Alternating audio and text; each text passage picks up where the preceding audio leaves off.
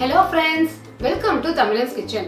Office போறவங்களுக்கு main பிரச்சனை என்னன்னு பாத்தீங்கன்னா பிரேக்ஃபாஸ்ட்க்கு என்ன செய்யறது, லஞ்சுக்கு என்ன செய்யறது யோசிச்சே இருப்பாங்க. ஆனா இன்னைக்கு நம்ம சேனல்ல ரெண்டுத்துக்கு சேர்ந்த மாதிரி ஒரே ஒரு டிஷ் தான் பண்ண போறோம். என்னன்னு பாத்தீங்கன்னா சௌ சௌ கூட்டு தாங்க. இது காலை பிரேக்ஃபாஸ்ட் தோசையா இருந்தாலும் சரி, இட்லியா இருந்தாலும் சரி, எதுவுமே தொட்டு சாப்பிட்டா செம்ம டேஸ்டா இருக்கும். அதே மாதிரி சாதத்துக்கு வச்சு சாப்பிட்டோம் அதோட ரொம்பவும் டேஸ்டா இருக்கும். வாங்க வீடியோக்குள்ள போய் பார்ப்போம்.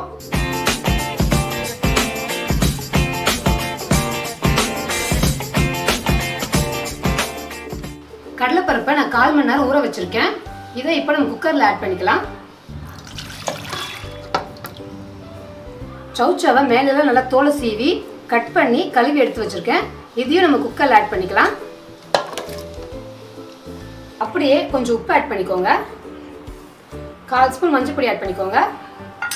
காயும் பருப்பும் வேகிற அளவு தண்ணி ஊற்றிக்கோங்க. குக்கர் மூடி போட்டு ஒரு 3 விசில் விட்டுக்கோங்க. அடுத்தது கடாயில தேவையான அளவு எண்ணெய் ஊற்றிக்கோங்க. எண்ணெய் காஞ்சோடனே 1 ஸ்பூன் அளவு கடுகு ஆட் பண்ணிக்கோங்க.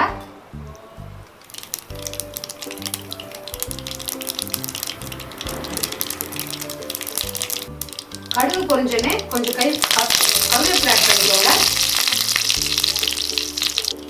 அதுக்கப்புறம் 3 பெரிய வெங்காயத்தை கட் பண்ணி ஆட் பண்ணிக்கோங்க. வெங்காயத்தை நல்லா வதக்கிக்கோங்க.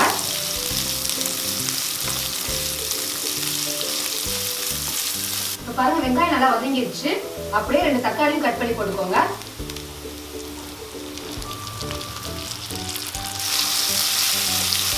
தக்காளியும் நல்லா வதக்கிக்கோங்க. அடுத்தது 2 பச்சை மிளகாவும் நீட்டா கட் பண்ணி போட்டுக்கோங்க.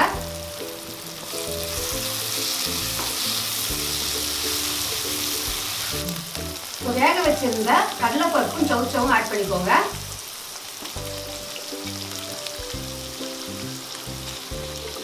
இப்போ நம்ம வேக வச்சிருந்த தண்ணியையும் அப்படியே ஆட் பண்ணிக்கலாம்.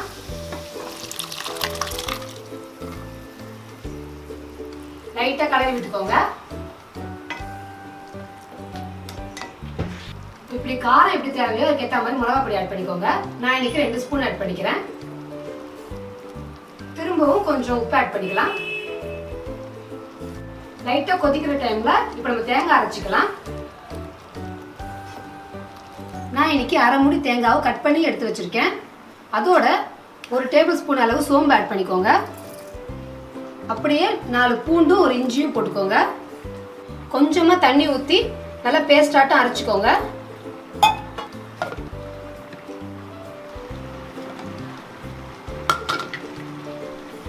இப்போ பாருங்க குழம்பு நல்லா கொதி வந்துருச்சு. இப்போ நம்ம அரைச்சி வச்ச தேங்காவை ஊற்றிக்கலாம். லைட்டாக தண்ணி ஊற்றி கூட ஆட் பண்ணிக்கலாம்.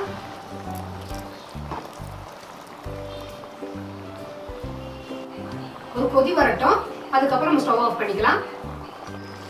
இப்போ பாருங்க கூட்டு ரெடி ஆயிடுச்சு. இப்போ நம்ம ஸ்டவ் ஆஃப் பண்ணி இறக்கி வச்சுக்கலாம்.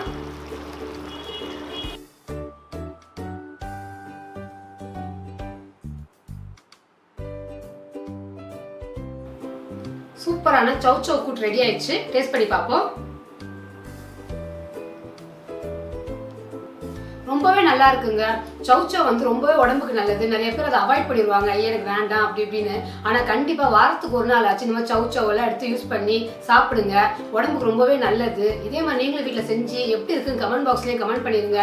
இது வரைக்கும் எங்கள் சேனல் சப்ஸ்கிரைப் பண்ணல, சப்ஸ்கிரைப் பண்ணுங்க. அப்படியே கூட இருக்க பெல் பட்டனும் ப்ரெஸ் பண்ணிடுங்க.